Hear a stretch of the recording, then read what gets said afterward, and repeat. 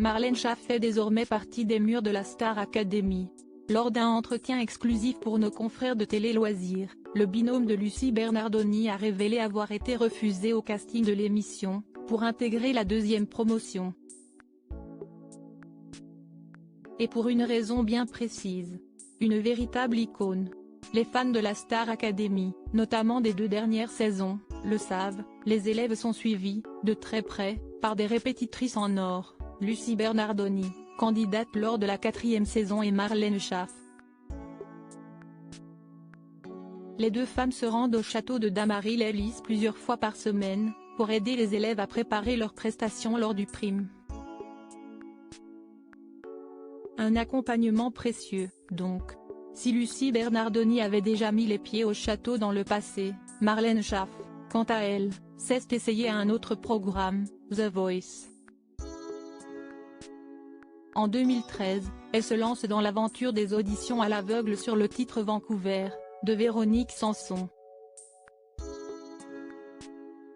Si Marlène Schaff avait séduit Louis Bertignac, Florent Pagny et Garou, si est-il finalement auprès du chanteur du groupe Téléphone qu'elle a choisi de poursuivre l'aventure. Mais après l'épreuve des battles remportées haut la main, elle a finalement quitté l'aventure lors du premier live de l'émission. Mais Marlène Schaff aurait bien pu lancer sa carrière à la télévision à la Star Academy. En tant qu'élève, elle s'habille comme une fermière. Marlène Schaff a passé le casting pour la 2e saison de la Star Academy, remportée par Nolwenn Leroy en 2002. Lors d'un entretien exclusif pour nos confrères de Télé Loisirs, elle s'est confiée sur cette expérience, qui n'a visiblement pas porté ses fruits. Quand je suis arrivée à Paris, j'étais dans l'école d'Alice Donna, la maman de Raphaël Ricci, ancienne professeure d'expression scénique du programme. Toute la promotion avait été conviée à auditionner pour la saison 2 de la Star Academy, a raconté Marlène.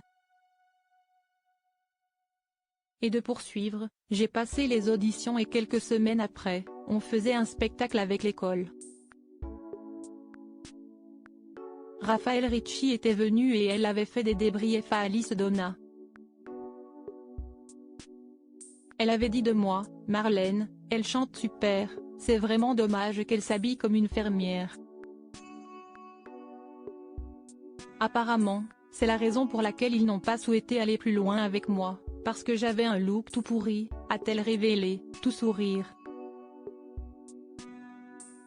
Si aujourd'hui, l'acolyte de Lucie Bernardoni passe au-dessus de ses remarques désormais, elles ont tout de même marqué son esprit. Je me souviens exactement comment j'étais habillée, j'étais allée dépenser mes petits deniers pour avoir un look un peu sympa et je ne vous cache pas que ça m'avait démoralisée, a-t-elle indiqué.